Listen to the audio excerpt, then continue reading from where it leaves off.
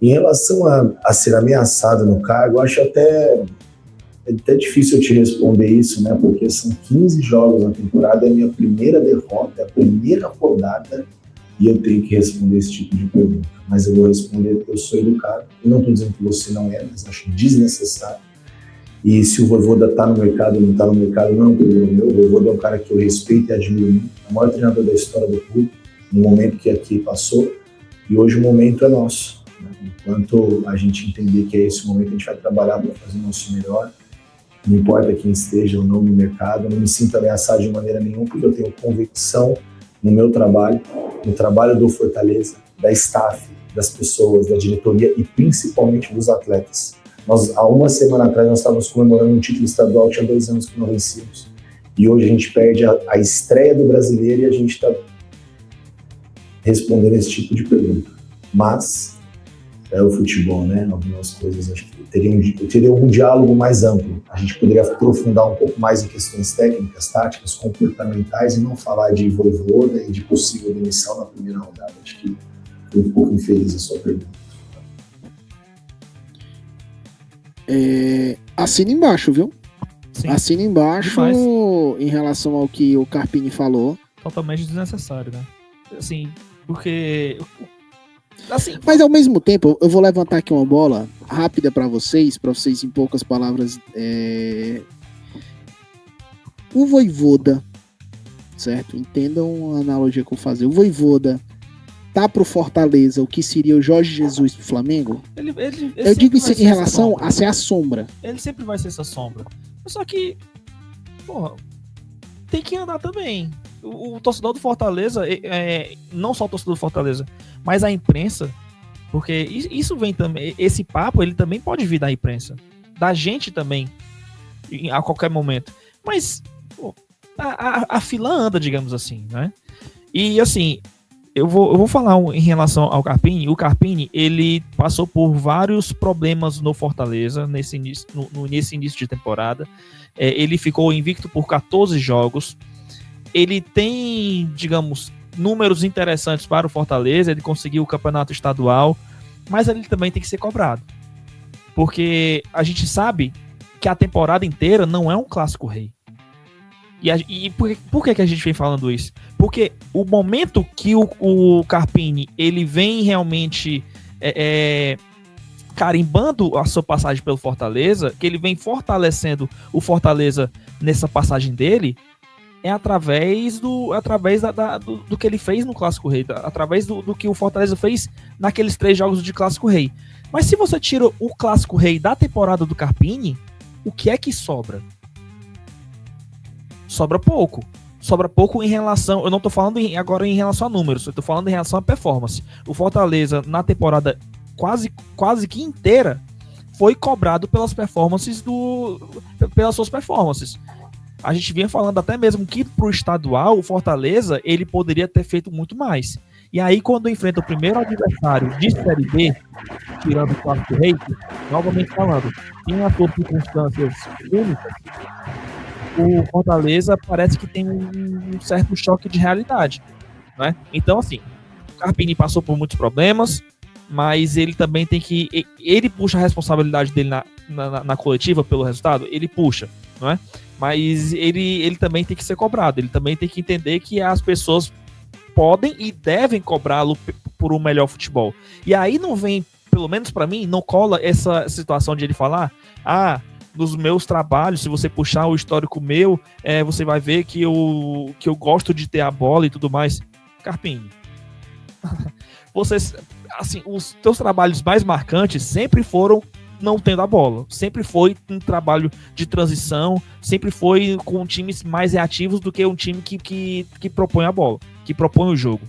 O Carpini, nos trabalhos dele, ele é conhecido por ter dificuldades de saber propor o jogo. E agora, no Fortaleza, para a Série B, ele precisa saber propor o jogo. E aí, na coletiva, ele dá sinais claros de que pode voltar a ter os 3 zagueiros.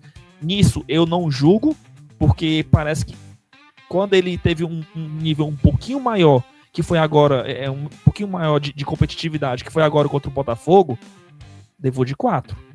E quando foi contra o Maguari, passou por apuros.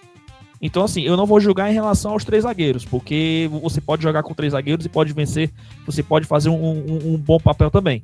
Mas, assim, dizer que realmente não é o que ele não gosta, utilizar os 3 zagueiros, ou que ele já teve bons trabalhos, digamos assim, jogando com uma linha de 4, no 4-3-3, aí já é um pouco demais.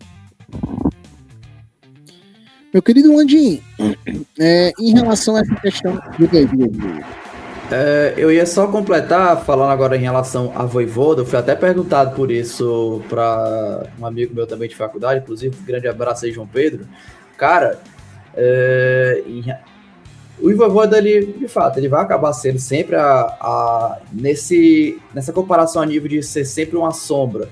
Eu acho que é uma comparação válida, o Vojvoda pro Fortaleza, que é a sombra do Flamengo até hoje em relação ao Jorge Jesus, que um treinador que teve aquela temporada que teve isso em 2019, mas o Flamengo já teve outras temporadas aí papando tudo na temporada e ainda assim se fala muito em Jorge Jesus. Fortaleza é porque está sendo a primeira temporada, agora começo de temporada sem o Vojvoda, né? O Fortaleza que segue com o Vojvoda seguia pelo menos, né, desde 2021, e acabou tendo que se desfazer ali em 2025 por conta daquela situação que ficou insustentável.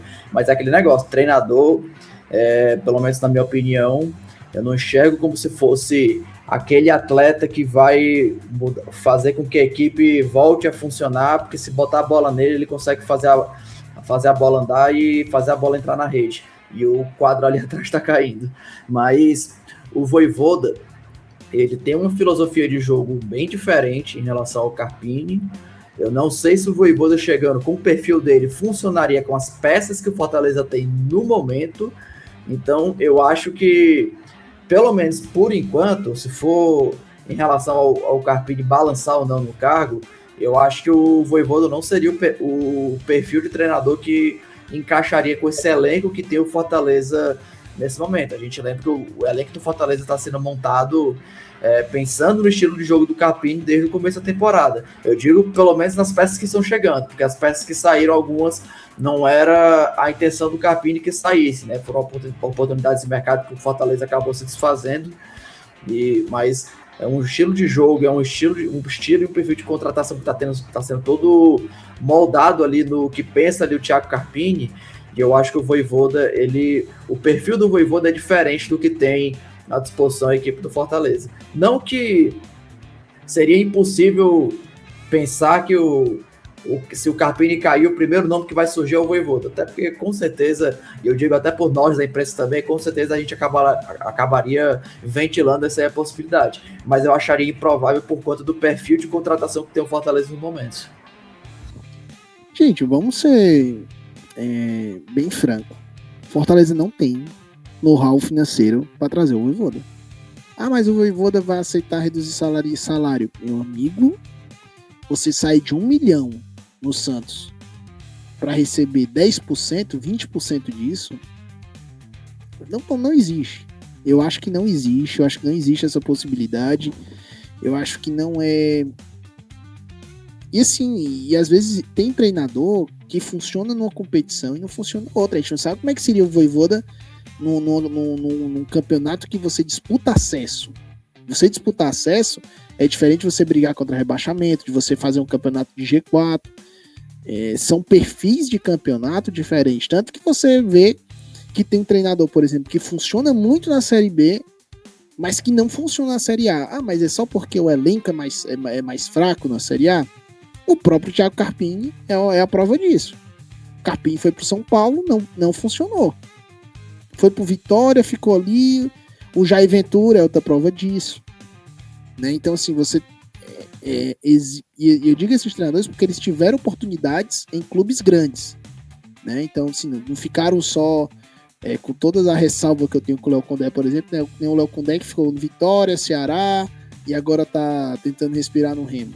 Eu tô pegando treinadores que tiveram oportunidades em grandes. Zé Ricardo, Carpini, Jair Ventura, Guto Ferreira. Não, o Guto não.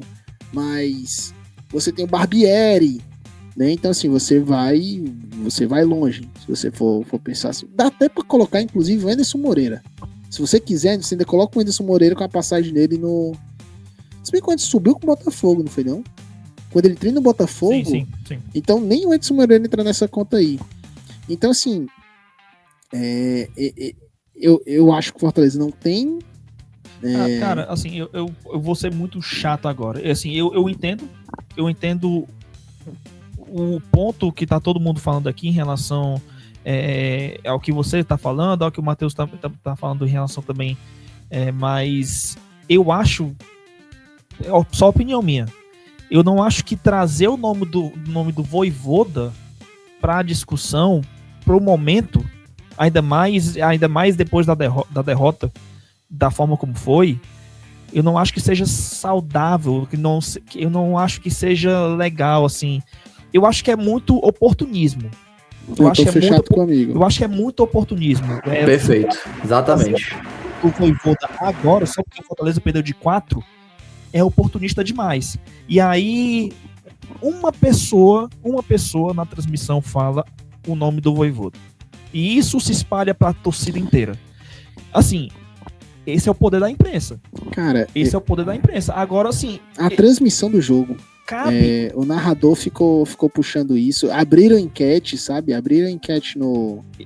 É muito oportunista, cara. Não, assim...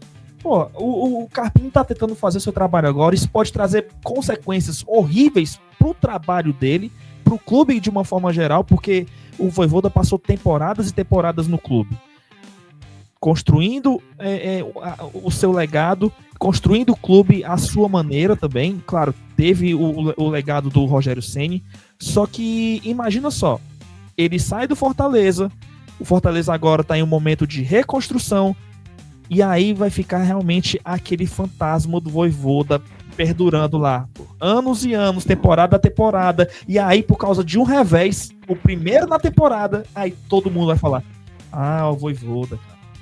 Porra, e isso não é nada saudável pro processo de reconstrução do clube.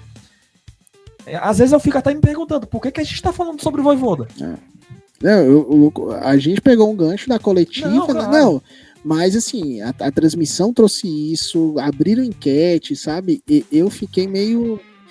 Eu acho chato, porque querendo ou não, por mais que eu não conheça o pessoal que tava fazendo a transmissão do jogo, a gente tá falando de colegas, né? Então, assim, talvez o colega não seja daqui da região, eu achei...